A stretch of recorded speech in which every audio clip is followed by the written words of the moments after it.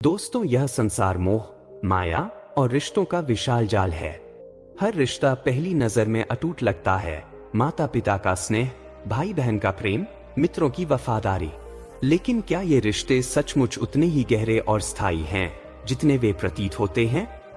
लेकिन समय और परिस्थितियां अक्सर दिखाती हैं कि इस दुनिया में कोई किसी का नहीं है। दोस्तों, भगवान श्री कृष्ण ने महाभारत के युद्ध के दौरान अर्जुन को इसी सत्य का बोध कराया। जब अर्जुन अपने सगे संबंधियों, गुरुजनों और प्रियजनों के प्रति मोह में फंसकर अपने कर्तव्य से पीछे हटने लगे, तो श्री कृष्ण ने उन्हें गीता का उपदेश दिया। उन्होंने कहा, यह संसार क्षणभंगुर है। रिश्ते, मोह और अपना कहने का अहंकार, यह सब माया का हिस्सा है। सत्य यह है कि आत्मा स्वतंत्र है और हर किसी का सबसे बड़ा संबंध अपने कर्तव्य और धर्म से है। दोस्तों, श्री कृष्ण के ये शब्द कठोर प्रतीत हो सकते हैं, लेकिन इनकी गहराई हमें जीवन का असली स्वरूप समझाती है। वे हमें यह सिखाते हैं कि जब तक हम रिश्तों के भ्रम में उलझे रहते हैं, तब तक जीवन की सच्चाई हमसे दूर रहती है। पर क्या कोई वास्तव में हमारा है? क्या सच्चा प्रेम और वफादारी केवल शब्दों तक सीमित हैं? लेकिन श्री कृष्ण कहते हैं कि सच्चाई रिश्तों के दायरे से परे है। यह सत्य, कर्तव्य और आत्मा की यात्रा में छिपी है। दोस्तों, उनके उपदेश हमें आज के समय में भी उतने ही प्रासंगिक लगते हैं जितने तब थे। तो दोस्तों, आइए उनके विचारों को समझते हैं और आत्ममंथन करते हैं, क्योंकि यह जीवन सच्चाई के बोध और मोहमाया के बंधनों को तोड़ने का एक अवसर है। तो आइए दोस्तों, आज की इस कहानी के माध्यम से समझते हैं कि क्या सच में इस दुनिया में कोई किसी का नहीं होता? क्या यह केवल एक वाक्य है या जीवन का सबसे बड़ा सत्य? दोस्तों, बात समय पहले किसी गांव के एक छोटे से घर में 4 भाई बहन रहते थे। माँ बाप का साया उनके सिर से बचपन में ही उठ गया था। सबसे बड़ी बहन सुमित्रा ने अपने 3 छोटे भाइयों की जिम्मेदारी अपने कंधों पर ले ली थी। सुमित्रा दिन रात मेहनत करती, खेतों में काम करती, खाना बनाती और भाइयों की जरूरतें पूरी करती। एक सुबह जब सुमित्रा रसोई में व्यस्त थी, सबसे बड़ा भाई रघुवीर बोला, सुमित्रा, नाश्ता जल्दी बना, मुझे खेत पर जाना है।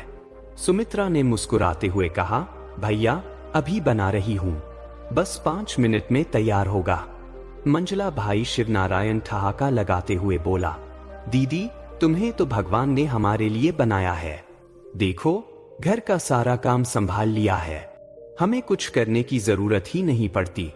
छोटा भाई गोविंद भी हंसते हुए बोला, हाँ दीदी, अगर तुम न होती तो हमारा क्या होता? सुमित्रा उनके प्यार भरे तानों को सुनकर बस मुस्कुराती रहती। उसे लगता था कि उसका सारा त्याग और मेहनत भाइयों के लिए है और यह उसकी जिंदगी का मकसद है।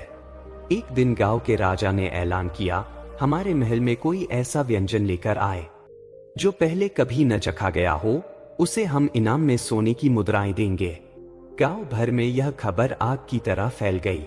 घर लौटते हुए रघुवीर ने कहा, अगर हम राजा को वह व्यंजन खिला दें तो यह इनाम हमारा हो सकता है। इससे हमारी गरीबी हमेशा के लिए खत्म हो जाएगी। शिवनारायण तुरंत बोला, हाँ, यह अच्छा मौका है, लेकिन वह खाना कौन बनाएगा?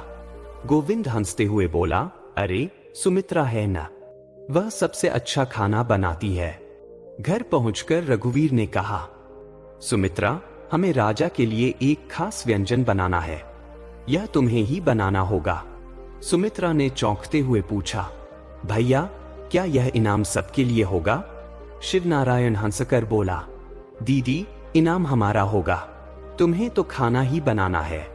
सुमित्रा ने मन ही मन सोचा, अगर मेरे भाइयों की खुशी इसी में है तो मैं यह खुशी भी उन्हें दे दूंगी। सुमित्रा ने पूरी मेहनत और प्यार से खाना बनाना शुरू किया। उसने सोचा, अगर इसमें मेरा खून और आत्मा शामिल होगी तो यह भोजन अनोखा बन जाएगा। सुमित्रा ने अपने हाथ की उंगली काटकर खून की कुछ बूंदें खाने में मिलाई। उसने अपने आप से कहा, इस भोजन में मेरा प्रेम और बलिदान है, यह राजा को जरूर पसंद आएगा। जब खाना तैयार हो गया तो उसने भाइयों को बुलाया, भैया, खाना तैयार है, इसे राजा के लिए ले जाओ। सुमित्रा ने कहा।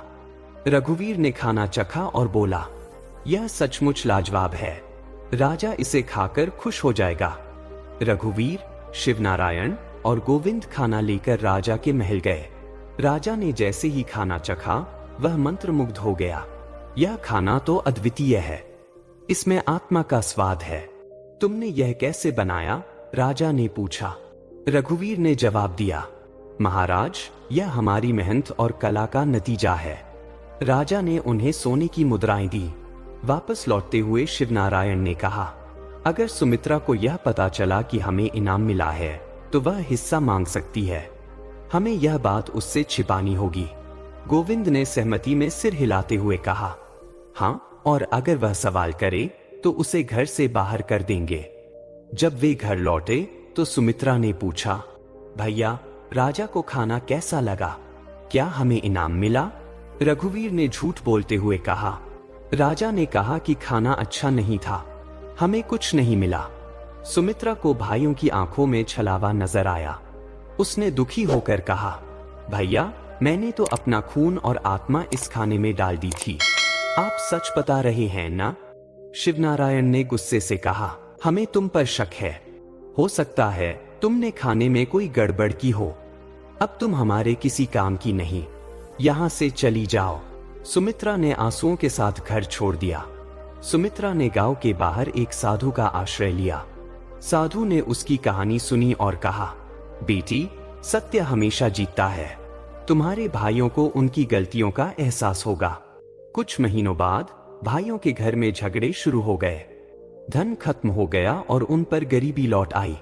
गोविंद ने कहा, भैया, हमने सुमित्रा के साथ गलत किया। वह हमारे लिए भगवान जैसी थी, हमें उसे ढूंढना चाहिए। तीनों भाई सुमित्रा को खोजने निकले। जब उन्होंने उसे साधु के आश्रम में पाया तो उनके सिर शर्म से झुक गए।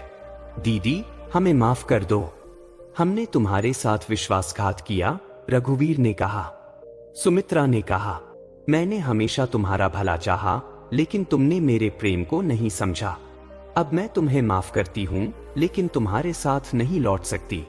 सुमित्रा ने भाइयों को माफ कर दिया, लेकिन यह भी स्पष्ट कर दिया कि अब वह अपनी जिंदगी अपने तरीके से जिएगी। उसने कहा, रिश्ते तभी सच्चे होते हैं जब वे विश्वास और निस्वार्थता पर टिके हों। स्वार्थ केवल बर्बादी लाता है। दोस्तों, यह कहानी सिखाती है कि सच्चा प्रेम और बलिदान अनमोल है, लेकिन स्वार्थ और लालच रिश्तों को नष्ट कर देते हैं। हमें उन लोगों को पहचानने की जरूरत है जो हमारे अपने हैं, और सतर्क रहना चाहिए कि हमारे स्वभाव में स्वार्थ न आए। दोस्तों, इस कहानी के माध्यम से हमने यह समझने की कोशिश की कि जीवन में रिश्ते कितने भी जरूरी हों, उनका असली मूल्य निस्वार्थता और सच्चाई पर आधारित है। भगवान श्री कृष्ण के उपदेश हमें यही सिखाते हैं कि हमें मोहमाया के बंधनों से ऊपर उठकर सत्य और कर्तव्य के मार्ग पर चलना चाहिए। दोस्तों, आपको यह कहानी कैसी लगी? हमें कमेंट्स में जरूर बताएं। अगर आपको यह कहानी पसंद आई हो तो इसे लाइक और शेयर करना न भूलें, ताकि यह संदेश और भी लोगों तक पहुंचे। दोस्तों, हमारे YouTube चैनल पर ऐसी ही और प्रेरणादायक कहानियां और जीवन के गूढ़ रहस्यों पर आधारित वीडियो मिलेंगे। कृपया हमारे चैनल को सब्सक्राइब करें और हमारे साथ इस यात्रा में जुड़े रहें। दोस्तों, चैनल को सब्सक्राइब करने के बाद बेल आइकन को दबाना न भूलें, ताकि आपको हमारे नए वीडियो की सूचना सबसे पहले मिले। दोस्तों, कहानी को आखिरी तक सुनने के लिए धन्यवाद।